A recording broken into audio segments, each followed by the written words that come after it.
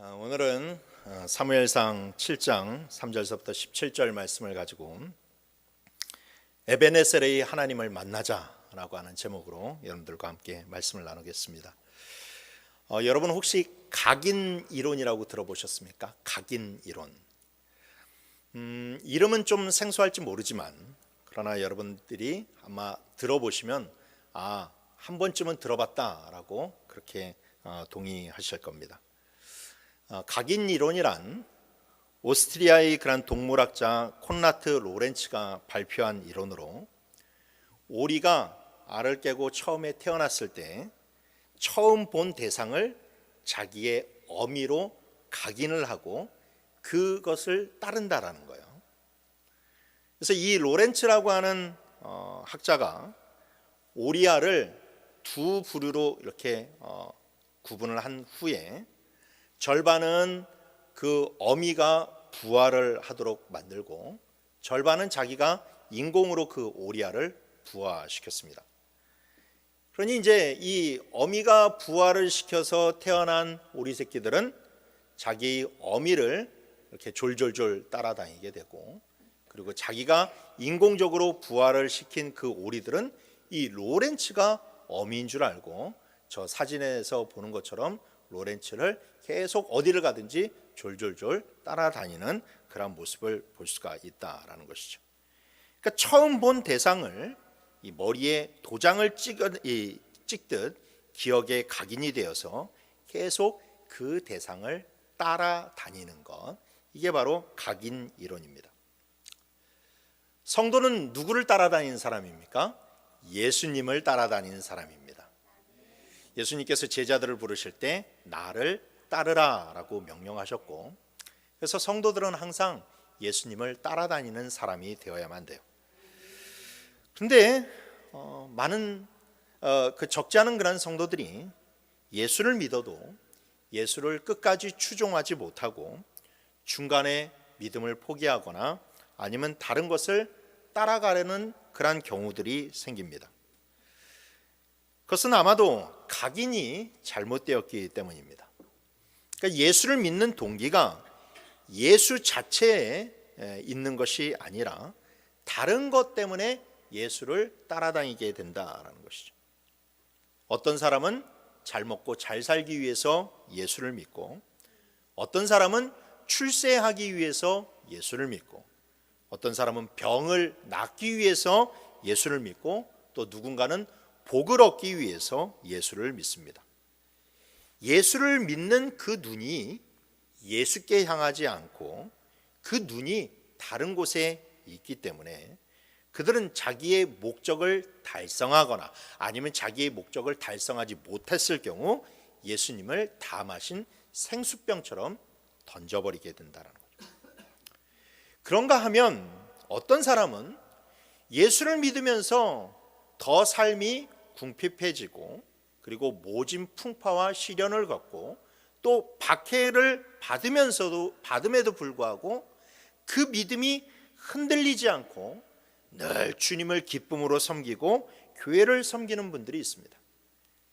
왜냐하면 그런 분들은 자신을 십자가에 못 박고 다시 태어났을 때, 중생했을 때 성령 세례를 통해서 예수가 주라고 각인되었기 때문에 그래요. 에베소서 4장 30절 말씀에 보면 하나님의 성령을 근심하게 하지 말라, 그 안에서 너희가 구원의 날까지 인치심을 받았다라고 이야기하고 있지 않습니까?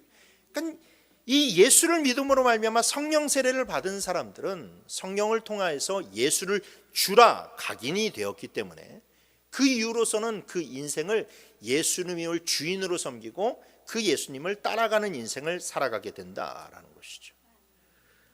요한복음 9장을 보게 되면 날 때부터 소경으로 태어난 사람이 등장하게 됩니다.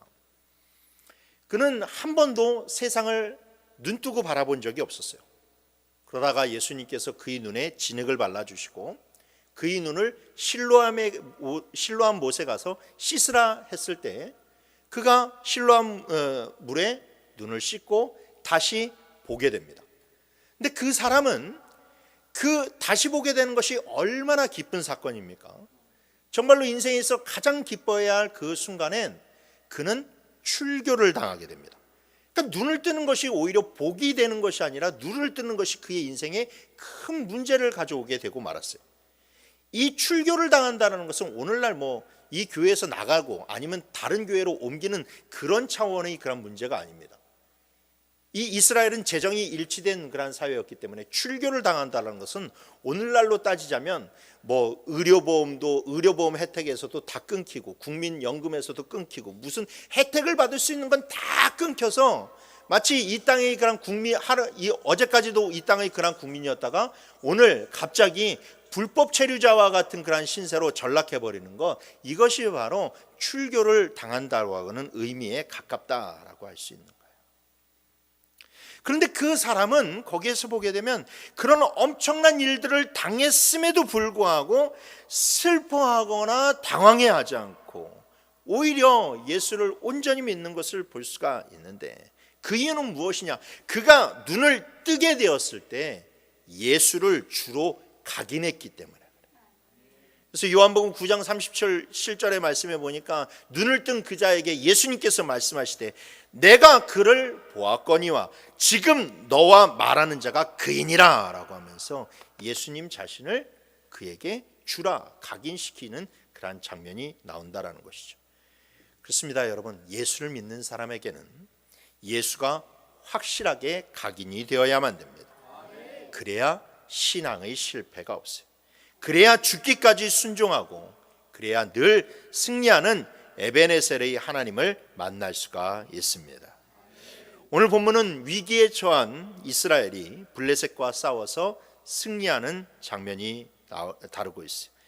지난번에도 말씀드렸다시피 블레셋은 이스라엘에 비해서 모든 것이 다 뛰어나기 때문에 이스라엘은 블레셋의 상대가 되지 않았어요. 그래서 싸우면 싸울 때마다 블레셋에 질 수밖에 없었습니다. 점점 이 나라의 그런 국운이 기울어가고 있어요. 이제 언제 블레셋에 삼킴을 당할지 모르는 그런 위기의 상황에 처해 있었습니다. 그런데 그때 하나님께서 이스라엘을 이끌었고, 이 사무엘을 세워서 이스라엘을 이끌어가게 하셨고, 그리고 망해가던 이스라엘은 사무엘의 지도 아래 블레셋을 물리치고 다시금 일어서게 되는 역사가 일어나게 됩니다.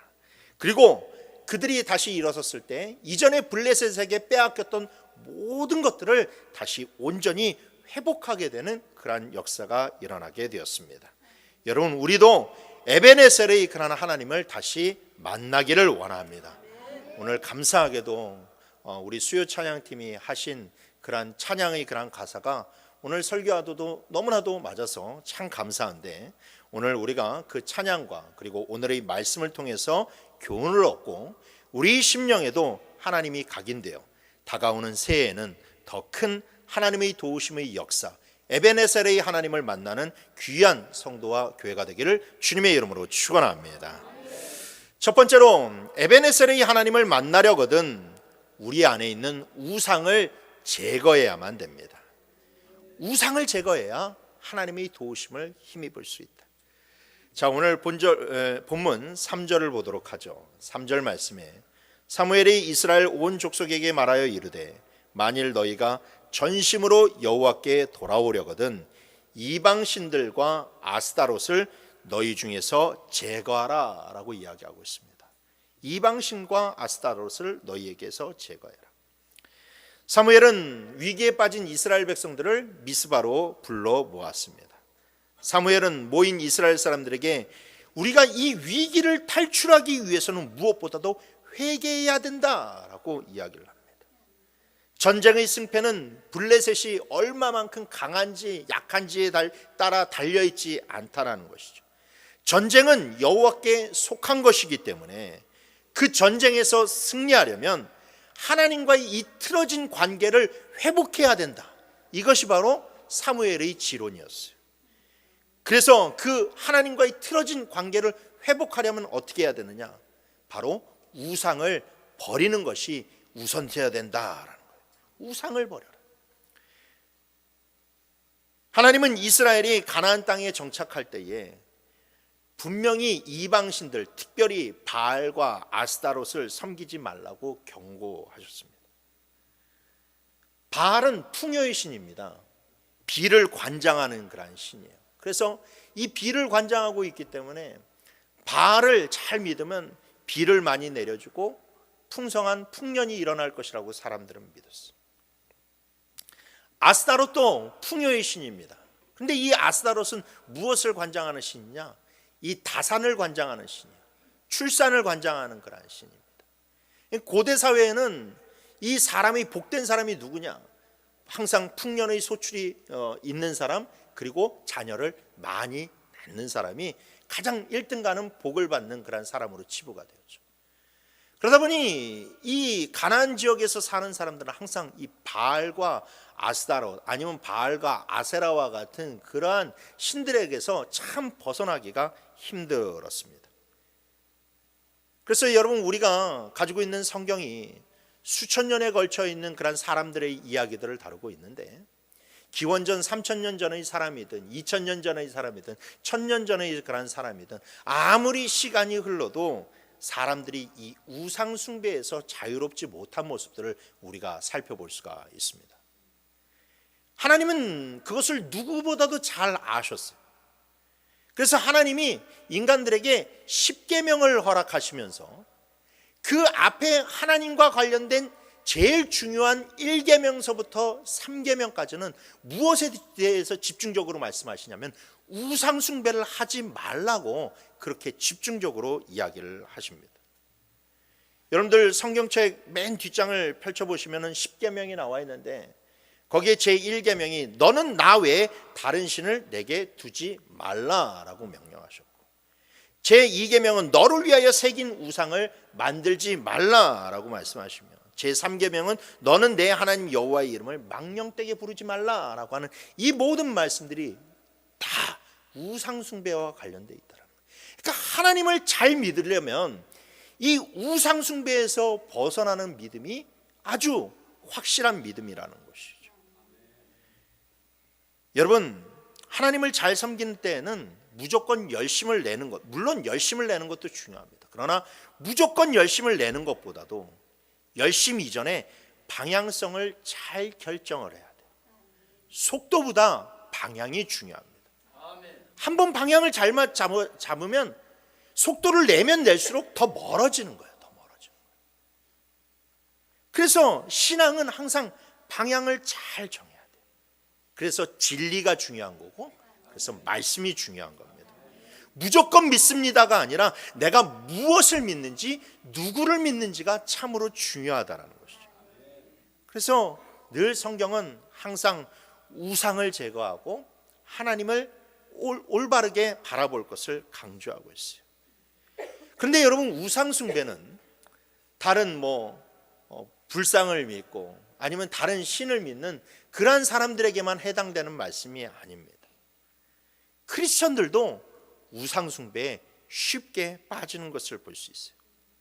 크리스천이 우상 숭배를 할 때는 어떤 우상 숭배에 빠질까요? 바로 자기가 만들어낸 하나님을 믿는다는 거예요. 그러니까 하나님을 하나님으로 믿지 않고 자기가 믿고 싶은 하나님, 자기가 만들어낸 하나님을 믿는 것, 그게 여러분 우리 성도들이 빠지는 아주 쉬운 우상 숭배라는 것이죠. 여로보암이 이 남유다에서 분리를 해서 북이스라엘을 건립할 때 사람들을 예루살렘으로 가지 못하도록 하기 위해서 단과 베델에 금송아지를 각각 하나씩 세우게 됩니다. 근데 그 금송아지를 세우면서 여로보암이 이런 말을 하게 돼요. 열왕기상 12장 28절 말씀에 이에 계획하고 두 금송아지를 만들고 무리에게 말하기를 너희가 다시는 예루살렘에 올라갈 것이 없도다. 이스라엘아, 이는 너희를 애굽 땅에서 인도하여 올린 너희의 신들이라 라고 얘기합니다. 그러니까 여로보암이 지금 하는 말이 무엇이냐, 이 금송아지를 만들어 놓고 이게 금송아지를 믿으라는 것이 아니라 이 금송아지가 바로 너희를 애굽에서 인도해낸 하나님이라는 거예요. 그리고 그 하나님의 형상이 이렇다라고 그렇게 보여주고 있는 것입니다. 그러니까 그는 이 만들어낸 하나님을 보여주면서 사람들에게 우상 숭배를 강요했다라는 것이죠. 처음부터 그 믿음의 방향성이 잘못 잡히니까, 그 나라의 방향성이 잘못 잡히니까 결국 북이스라엘은 멸망의 길에서 벗어날 수 없었다라는 거죠. 마찬가지로 적지 않은 성도들도 자기가 만들어낸 하나님을 믿습니다. 자기가 믿고 싶은 하나님을 믿습니다. 어떤 이는 늘 나의 삶 가운데서 기적을 베푸시는 마술사 하나님을 믿어요. 어떤 이는 항상 내가 부족하고 필요할 때마다 나에게 공급을 해주시는 조달청 하나님을 믿어요. 어떤 이는 내가 마음이 아플 때마다 늘 그래 잘한다 그래 열심히 하고 있다 자기를 위로하시는 상담가 하나님을 믿습니다. 어떤 이는 자기가 어떤 병에 걸리든지 그 병을 치유해 주시는 서준 하나님을 믿는 사람들이 있어요. 그걸 들어주면 나의 하나님이고, 그것을 들어주지 않으면 너의 하나님, 아니면 하나님이라 부르지도 않죠. 그런데 여러분, 그런 하나님을 믿으면 절대로 하나님의 도우심을 힘입을 수가 없습니다. 여러분, 성경은 이야기합니다. 우상이 어떻게 너에게 무엇을 할 수 있겠느냐? 우상이 어떻게 너에게 도움을 줄 수 있겠느냐? 우상이 어떻게 너에게 복을 줄 수 있겠느냐라고 물어요. 그러니까 여러분, 우리가 하나님을 우상처럼 섬기니까 그 손이 나를 도와야만 되는데, 그 손이 나를 건져 주어야만 되는데, 그 에베네셀의 하나님을 만나지를 못하는 거예요.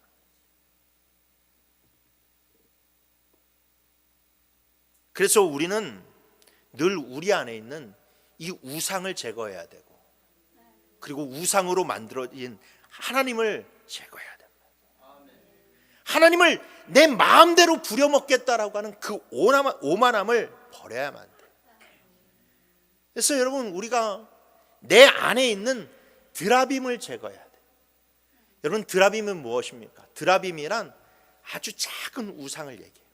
내 손 안에 항상 움켜쥐면서 그 우상에게 기도하면서 그 우상이 나를 부적처럼 항상 보호해 주기를 원하는 우상, 그게 바로 여러분 드라빔입니다.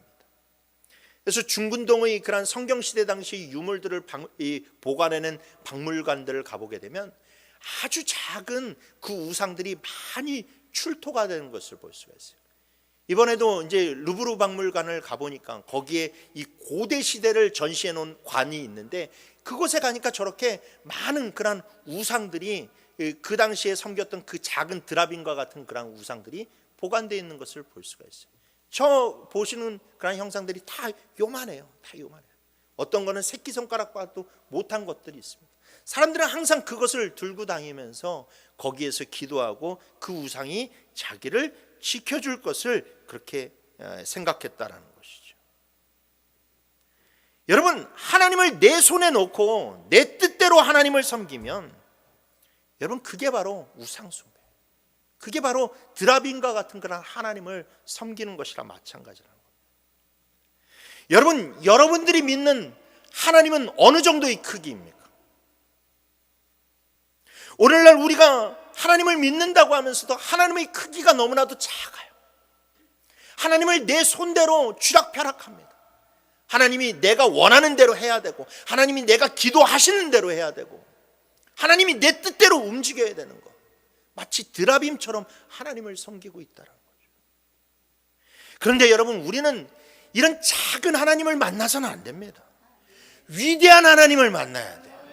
성경이 뭐라고 이야기합니까? 하나님은 위대하시다. 온 우주와 온 세계를 창조하신 하나님이라는 거예요. 그런 하나님을 믿으라고 하고 있어요. 여러분, 그런 하나님을 만나면요, 우리가 움켜쥘 수 없기 때문에 우리가 하나님 앞에 다 맡겨야만 돼요. 어린아이가 아버지가 큰 존재로 보였을 때 그 아버지에게 자기 그런 모든 것들을 다 의탁하지 않습니다. 그래서 우리가 그 크신 하나님을 만나면 우리 모든 문제들을 다 의탁하면서 나아가는, 내 생각도 내려놓고, 내 계획도 내려놓고, 내 욕심도 내려놓고, 모든 것을 다 하나님께 맡길 때에 여러분, 거기에서 하나님의 도우심이 나타난다라는 것이죠. 내 안에 커져가는 하나님의 자리라고 하는 책이 있어요. 그 책에 보게 되면 이 0과 1이라고 하는 두 가지 그런 숫자를 가지고 하나님과 우리와의 그런 관계에 대해서 이야기합니다. 저자는 0은 아무것도 할 수 없는 나 자신을 가리키고, 그리고 1은 전부이신 하나님을 가리킨다라고 그렇게 빗대어서 설명합니다. 자, 그러면 하나님보다 나를 앞세울 경우, 즉 1이신 하나님보다 0인 나를 앞세울 경우에는 어떤 일이 벌어질까요? 0.1, 0.01, 0.001, 0.0001. 그러니까 하나님보다 나를 앞세우면 앞세울수록 수는 기하급수적으로 작아지고, 그리고 그 수는 점점 더 연약해져 가게 됩니다. 그런데 반면에 그와는 반대로 나라고 하는 0보다 하나님이라고 하는 1이라는 그런 숫자를 앞세우면 어떤 일이 벌어집니까? 10이 되고 100이 되고 1000이 되고 만이 되고 10만이 되고 100만이 되는 그런 수가 기하급수적으로 많아지는 것을 볼 수가 있다는 것이죠. 여러분, 우리가 왜 에베네셀의 하나님을 두고도 그 도우심을 힘입지 못할 때가 많이 있습니까? 하나님보다 내가 앞서기 때문에 그래. 하나님보다 내 뜻이 앞서기 때문에 그래. 하나님의 뜻을 들으려고 기도하는 것이 아니라 내 주장을 관철시키려고 기도하기 때문에 여러분, 우리 가운데서 하나님의 도우심이 나타나지 않는다는 겁니다. 그래서 여러분, 우리는 우상을 붙들고 살면 안 됩니다. 우상을 제거하고 하나님을 붙들어야만 됩니다. 하나님이 내 앞을 나가셔야만 돼요. 하나님의 뜻이 앞서야 되고, 모든 결정을 하나님 앞에 의탁하면서 하나님이 정말로 나를 붙잡아 주신다라고 하는 그 믿음이 섰을 때, 여러분, 우리들은 0에 불과하지만 그 앞서는 하나님이 항상 앞서 나가실 때에 여러분, 우리들의 그러한 삶 가운데 하나님의 도우심이 나타나는 줄 믿으시길 바랍니다. 그러니 여러분, 이제 우리 신앙 가운데서 우상을 제거하기를 원합니다. 입맛에 맞는 예수를 찾지 마십시오. 진리 되시는 주님을 찾으시길 바랍니다. 이거 해주시면 내가 믿겠습니다라고 하는 고백은 사라지고, 하나님, 주님 말씀만 하시옵소서, 내가 따라가겠습니다라고 하는 그 진실한 여러분의 그런 신앙의 그 고백이 나타나셔서 늘 여러분들의 삶 가운데 에베네셀의 하나님의 역사가 나타나기를 주님의 이름으로 축원합니다. 두 번째로, 에베네셀의 하나님을 만나려면 전심으로 주님을 찾아야 됨을 기억하시길 바랍니다. 다시 3절 말씀으로 돌아가서 사무엘은 이스라엘 백성들에게 너희 마음을 여호와께로 향하여 그만을 섬기라 라고 이야기하고 있습니다. 그렇습니다. 여러분, 몸만 와서는 안 돼요. 무엇보다도 마음이 와야 됩니다. 하나님을 섬길 때는 여러분, 몸만 와서 섬기는 것이 아니라 정말로 전심을 다해서 하나님께 나아가야만 된다. 미스바에 모인 이스라엘 백성들은 사무엘의 설교를 듣고 자신들의 죄를 회개했어요. 그러면서 그들은 그곳에서 제단을 쌓고 금식을 했습니다. 6절 말씀에 보니까 그들이 미스바에 모여 물을 길어 여호와 앞에 붓고 그날 종일 금식하고 거기에서 이르되 우리가 여호와께 범죄하였나이다 하니라. 사무엘이 미스바에서 이스라엘 자손을 다스리느라 라고 얘기했어요. 이때는 아까도 말씀드렸다시피 시기적으로 굉장히 위험한 시기였습니다. 블레셋이 언제 쳐들어올지 모르는 굉장히 어려운 그런 시대였어요. 그러니 여러분, 적군이 언제 쳐들어올 줄 모르는 그런 경계태세에 있는 상황 가운데서 전쟁에 칼을 들고 나아가서 싸워야 하는 사람들이 금식을 한다는 것은 사실 상식적으로 맞지 않는 겁니다. 여러분, 싸워서 이 밥을 더 먹어야지 힘이 나고 싸울 거 아닙니까? 그런데 어떻게 전쟁에 나가는 그런 장수가 금식을 할 수 있단 말입니까? 그렇게 금식을 했다가 블레셋이 쳐들어오면 어떤 일이 벌어지겠어요? 그런데 그 우려했던 일이 정말로 터지고 말았죠. 7절 말씀해 보니까 이스라엘 자손이 미스바에 모였다 함을 블레셋 사람들이 듣고 그들의 방백들이 이스라엘을 치러 올라온지라. 이스라엘 자손들이 듣고 블레셋 사람들을 두려워하였다라고 이야기합니다. 블레셋 사람들은 이스라엘 사람들이 모여서 금식하면서 하나님께 예배하고 있다라는 소식을 듣게 되자, 야, 이때가 절호의 기회구나, 아예 이참에 이스라엘을 싹 쓸어버리자라고 하는 그런 결심을 가지고 쳐들어왔습니다. 진짜 싸움에 아무런 준비가 되지 못한 이스라엘 백성들, 기도하고 금식하느라 아무것도 먹지 못한 이스라엘 백성들은 블레셋의 그런 침략 앞에서 파리 목숨에 불과했다라는 것이죠. 어쩌면 그들은 순간, 우리가 괜히 금식했나? 우리가 괜히 하나님 앞에 예배를 드렸나? 좀 더 칼 연습이라도 할 걸 하는 후회가 들었을지도 모르겠어요. 그런데 여러분, 그들이 전심으로 주님 앞에 기도했더니 그들의 마음 가운데 변화가 생겼습니다. 여러분, 이게 중요한 거예요. 먼저 역사가 일어난 것이 아니라 기도했더니 그들의 심령에 변화가 생겼다는 거죠. 전심으로 하나님께 기도했더니 하나님의 능력이 믿어지기 시작한 거예요. 기도의 실질적인 능력이 믿어지기 시작한 겁니다. 전쟁이 하나님께 달려있다는 것이 믿어지기 시작합니다. 그래서 이스라엘 백성들이 블레셋이 쳐들어왔으니까 전쟁에는 나가야 되는데, 전쟁에 나가기 전에 사무엘에게 이렇게 이야기합니다.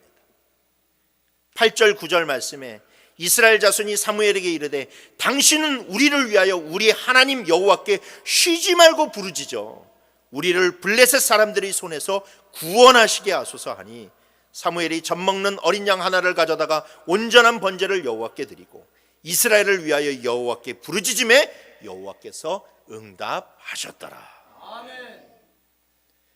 그들이 당신이 기도해 주면 하나님께서 응답하실 것입니다, 하나님께서 이기게 하실 것입니다 라고 하는 그 믿음이 그들 안에서 생기게 되었다라는 것이죠. 자신들은 금식해서 싸울 힘이 부족하지만 도리어 에베네셀의 하나님이 도우시면 반드시 승리할 것을 믿게 되었다라는 겁니다. 그리고 하나님은 바로 그 믿음에 응답을 하신 거예요. 그들 안에 그 믿음이 생기니까 하나님이 그 믿음에 응답을 하셨다. 전쟁이 시작되자 블레셋 진영에 천둥번개가 치기 시작했고, 블레셋 군대는 무서워서 무기를 버려두고 혼비백산 다 도망가기 시작했습니다. 이스라엘 백성들은 이제 죽을 힘을 다해서 싸우는 것이 아니라 마치 이삭을 줍듯이 이 블레셋 군사들을 추격하고 이 블레셋 군사들을 하나하나 처단해 가기 시작했어요. 그리고 14절에 가보게 되면 이전에 여러 번 전투를 해서 이 성도 빼앗기고 저 성도 빼앗기고 이 땅도 빼앗겼는데, 그런데 이때에 자기네들이 빼앗겼던 모든 성읍들과 모든 땅들을 다 회수하였다, 회복하였다, 되찾았다라고 그렇게 증거하고 있습니다. 여러분, 이게 바로 전심으로 주님을 찾는 자들에게 임하는 은혜인 줄 믿으시기를 바랍니다. 그래서 여러분, 우리도 전심으로 주님을 찾아야만 됩니다. 세상과 하나님 사이에서 갈등하는 것이 아니라 진짜 전심으로 주님을 찾아야만 됩니다. 엘리야가 갈멜산에 올라가서 이스라엘 백성들에게 무엇이라고 얘기했습니까? 너희가 어느 때까지 둘 사이에서 머뭇머뭇하려느냐? 너희가 어느 때까지 둘 사이에서 머뭇머뭇하려느냐? 하나님은 여전히 우리들에게 그 물음을 던지고 있어요. 너희가 어느 때까지 나와 세상 사이에서 머뭇머뭇하려느냐? 전심으로 주를 찾으라는 겁니다. 사람은 몰라서 그것에 속기도 하지만, 내가 믿음이 있다라고 하면 그것이 믿음 있는 줄 알지만, 그러나 하나님은 우리 입술의 그런 거짓된 고백에 속지 않으신다라는 거예요. 중심을 보신다라는 것이죠. 그래서 내 인생의 최고의 것을 드리고 내 인생의 최우선순위를 주님께 드릴 때에 하나님의 도우심이 우리들이 삶 가운데서 나타나게 된다는 것이죠. 한 시골에 소를 키우는 농부가 있었습니다. 근데 하루는 그 집의 암소가 새끼를 낳았는데 쌍둥이 송아지를 낳았어요. 쌍둥이 송아지. 이 쌍둥이 송아지를 낳는 게 굉장히 아주 드문 일입니다. 그래서 농부는 너무나도 기쁜 나머지 아내에게 말했어요. 여보, 이건 하나님께서 우리에게 주신 순전한 하나님의 은혜요. 그러니까 한 마리는 하나님께 드리고 한 마리는 이 중 한 마리는 하나님께 바치고 한 마리만 우리가 가집시다 라고 그렇게 아내에게 제안을 했어요. 그러니까 아내가 남편의 결정을 좋아하면서 그래요 여보, 정말로 결정 잘했어요. 그러면 어떤 소를 하나님 앞에 드릴까요? 라고 하면서 아내가 물었습니다. 그러니까 남편이 다 보면서 글쎄 좀 두고 봅시다. 좀 두고 보면서 좋은 소를 우리가 하나님께 드립시다 라고 하면서 그렇게 아내에게 얘기했고 아내도 흔쾌히 동의했습니다. 그런데 며칠 뒤에 그 두 마리 큰 송아지 중에서 한 마리가 시름시름 앓더니 죽고 말았어요. 남편이 근심을 빠져서 한숨을 푹 쉬면서 아내에게 이야기하는 거예요. 아이고, 하나님께 드리려고 했던 소가 죽어버리고 말았네.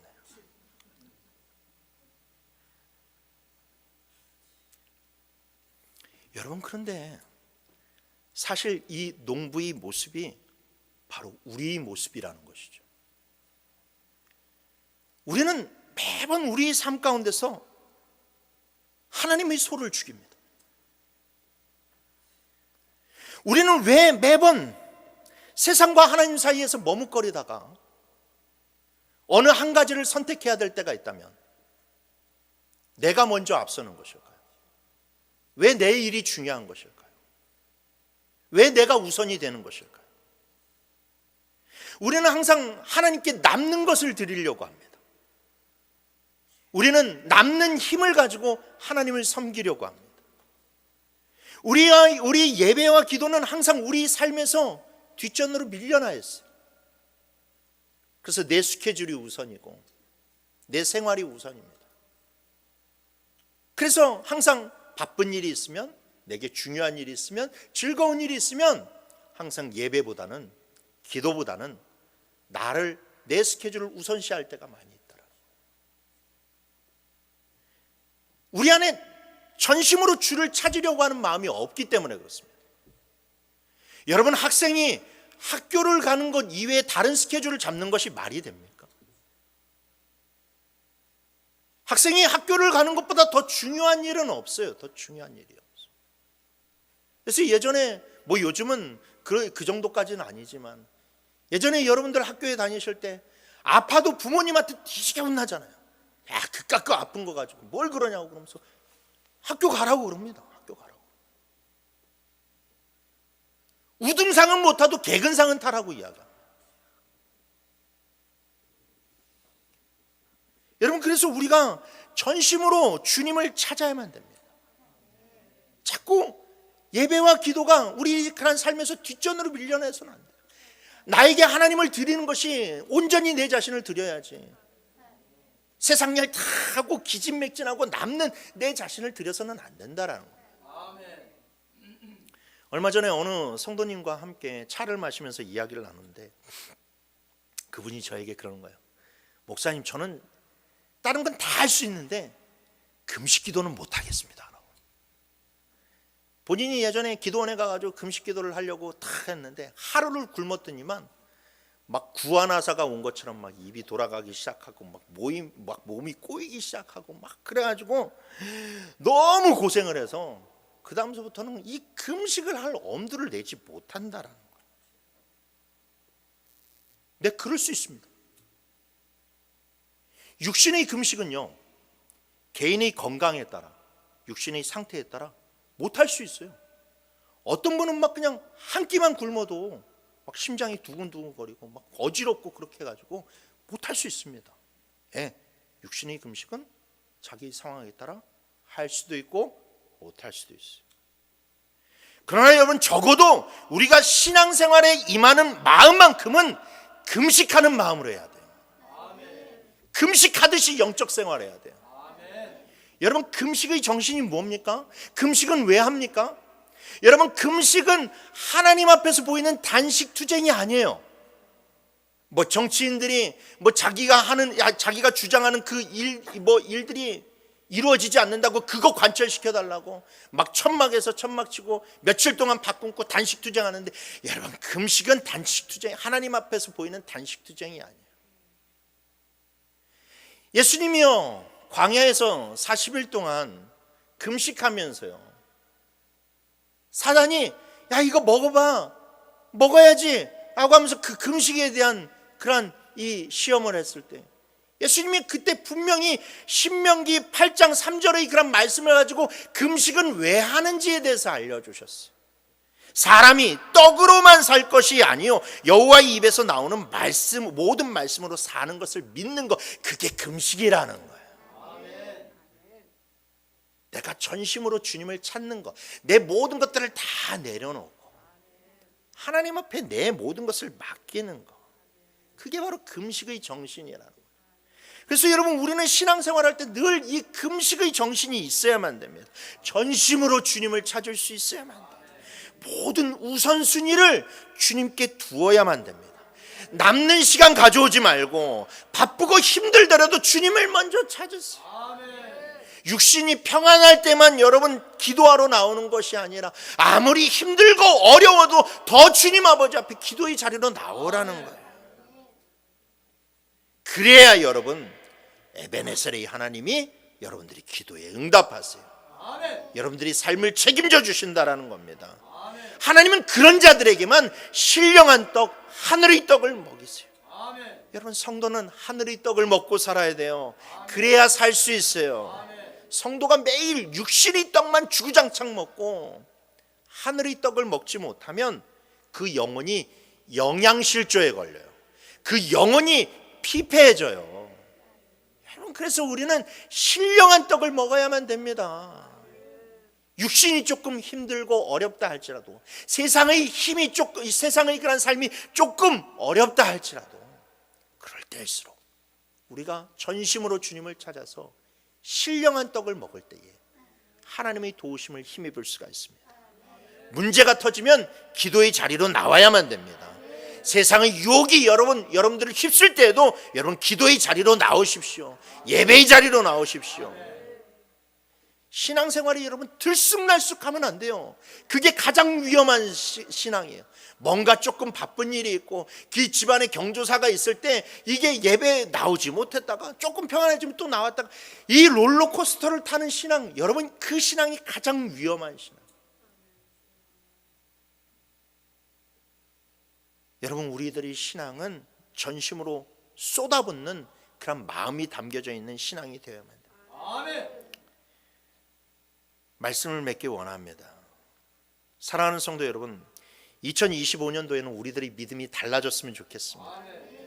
우리들의 마음 가운데 우상이 제거되기를 원합니다.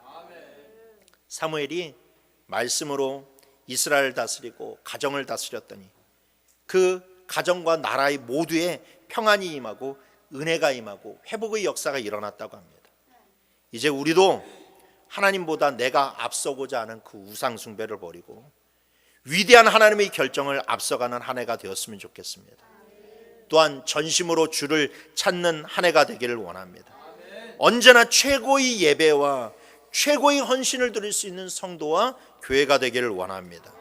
전심으로 주님을 찾아 에베네셀의 하나님이 여러분들이 삶과 가정과 그리고 우리의 교회를 회복시켜 주시기를 주님의 이름으로 축원합니다.